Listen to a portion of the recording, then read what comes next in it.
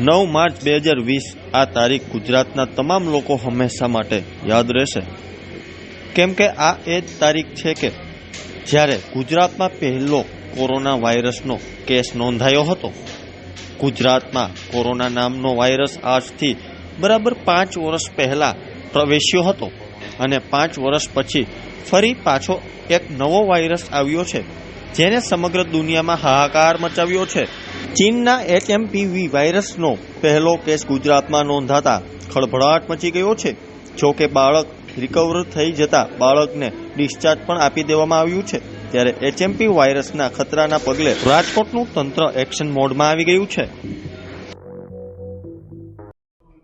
સૌથી પહેલા તો HMPV વાયરસ છે એની જે રીતે પોઝિટિવ અમદાવાદની અંદર અને આવેલા છે એના અનુસંધાનમાં અમે પીડીઓ હોસ્પિટલ ખાતે આઇસોલેશનની 10 બેડની વ્યવસ્થા ઊભી કરેલી છે.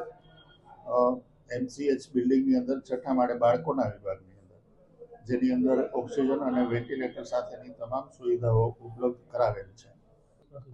તમામ દવાઓ અને સ્ટાફ ડોક્ટર્સની વ્યવસ્થા ત્યાં ઓલરેડી ઊભી કરવામાં આવેલી છે.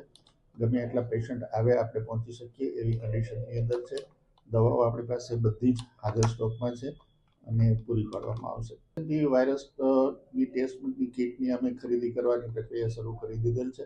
ટૂંક સમયની અંદર HMPV વાયરસની ટેસ્ટ આપણે ત્યાં પીડીઓ હોસ્પિટલ ખાતે જ થઈ શકશે, RT-PCR, અને એ વ્યવસ્થા ઊભી થઈ જશે. શરદી ઉધરસનું જે સિઝન છે, શિયાળાની અંદર મોટાભાગે શરદી ઉધરસના કેસ સામે આવતા જ હોય છે. થોડો વધારો થતો હોય છે.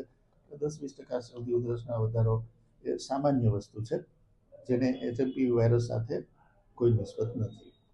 જી ને, મોટાભાગે અત્યારે તો અમે કંટ્રોલ કરી શકીએ એટલી ઓપીડી છે અને કોઈ એવું ન પહોંચી શકાય એવી કોઈ વ્યવસ્થા નથી. પણ છતાં પણ જો દર્દીઓ વધશે તો અમે 12 કલાક માટે સ્પેશિયલી જે રીતે કરતા હતા HMPV વાયરસ માટે નવી ઓપીડી ઊભી કરી શકશું. HMPV વાયરસ છે એ નવો વાયરસ નથી, 2001થી ઇન્ડિયાની અંદર છે. એ કોઈ સિરિયસ વાયરસ નથી. દર વખતે સિઝનની અંદર શરદી ઉધરસ જેવા લક્ષણો આવે છે અને અપર રિસ્પિરેટરી ટ્રેક્ટની અંદર 2 દિવસથી 7 દિવસની અંદર રહે છે અને મટી જાય છે. જે નાના બાળકો છે જેની ઇમ્યુનિટી નથી, અથવા તો બહુ મોટી ઉંમરના છે કે જેની ઇમ્યુનિટી લો છે, અથવા તો કેન્સર અને HIV જેવા રોગ ધરાવે છે કે જેની ઇમ્યુનિટી ઓછી છે, એવા લોકોને એ લોઅર રિસ્પિરેટરી ટ્રેક ઇન્ફેક્શન કરે તો એ તમામ સુવિધાઓ આપણી પાસે ઉપલબ્ધ છે અને એ આપણે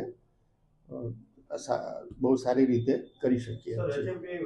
ગમે ત્યાં RT-PCR ટેસ્ટ જે જગ્યાએ થતી હોય ત્યાં HMPV વાયરસની ટેસ્ટ થઈ શકે. ખાસ સાવચેતી એ રાખવાની છે કે ભીડભાડવાળી જગ્યાએ ન જાય, અથવા તો તમને શરદી ઉધરસ હોય તો તમે ઘરની અંદર આઇસોલેશનની અંદર રહો.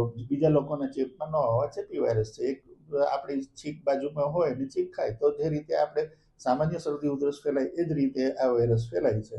તો જ્યારે તમને શરદી ઉધરસના લક્ષણ હોય કે તાવ હોય તો તમે ભીડભાડવાળી જગ્યાએ ન જાઓ, અથવા તો એક રૂમની અંદર રહો તો 1-2 દિવસની અંદર 2 થી 7 દિવસનું એનું લાઈફ સાયકલ છે. 7 દિવસની અંદર એની મેળે મટી જાય છે.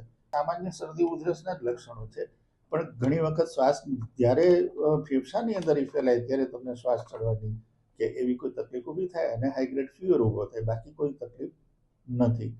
કોઈ લોકોએ ગભરાવાની જરૂર નથી.